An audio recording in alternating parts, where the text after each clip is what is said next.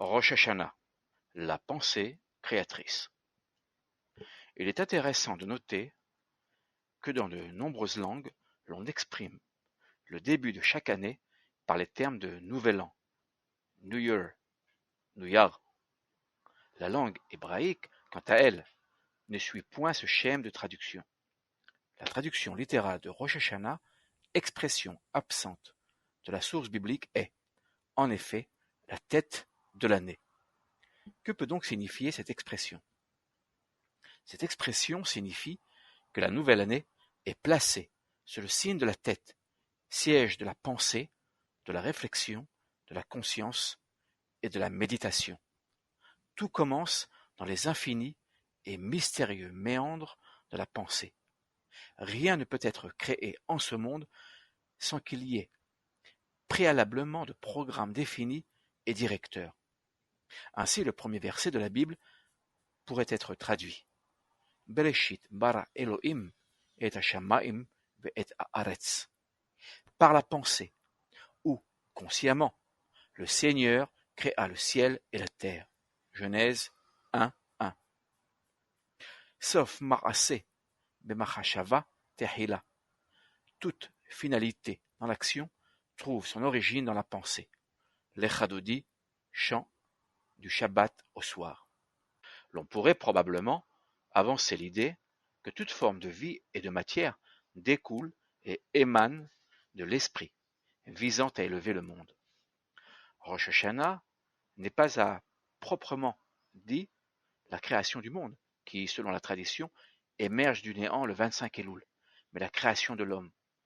L'œuvre insondable de la création ne prend tout son sens que par la présence et la participation active de l'homme, Adam et Chava, ou plutôt Ish ve Isha, le couple homme et femme, qui, en insufflant un souffle de vie dans un monde inerte, dépourvu de direction, devient le collaborateur à part entière de l'Éternel. Donc, le temps de Rosh Hashanah a pour dessein d'inviter l'homme à méditer profondément et sérieusement sur sa vocation, sur la place qui est la sienne dans ce monde. Que sommes-nous capables d'amener de nouveau au monde? Cette notion de renouveau réside au cœur même de la racine biblique Shin, Nun, Yud, à partir de laquelle est construit le terme Shana, qui, traduit par année, signifie doubler, changer, modifier, et même étudier et enseigner. Avons-nous pris véritablement conscience du pouvoir qui nous a été octroyé de transformer le monde en vue de l'embellir et de l'améliorer?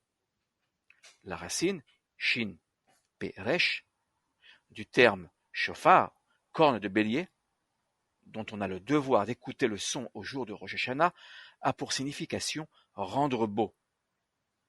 Sommes-nous capables de surmonter les nombreux dilemmes éthiques qui ne cessent de submerger notre conscience? Rosh Hashanah est appelé Yom Hadin, le jour du jugement, pour l'ensemble du genre humain, car l'exercice le plus difficile, loin de résider dans le jugement du roi du monde, réside avant tout dans l'aptitude à nous juger nous-mêmes. L'introspection et le jugement de soi constituent l'essence même des 2 jours chômés, fait rare, de Rosh Hashanah, qui n'en forment qu'un. La pensée et la méditation visent à unifier un monde brisé. Dès lors que nous aurons fait l'effort d'amasser les débris de ce monde par la puissance de la pensée, alors nous serons ensemble capables de construire un monde meilleur. Berucho Shamaim Shifra, par son souffle, le ciel s'embellit. Job 26:13. Ken de'e chochma lenafshecha im matzata veyesh ahrit vetikvatecha lo tikaret. Tel est, sache-le bien, la sagesse pour ton âme. Si tu t'en rends maître, il y a de l'avenir pour toi. Ton espoir ne sera pas anéanti. Psaume 24:14. Toda Rabba, Chag Sameach, Shana Tova, Chaim Wiesman.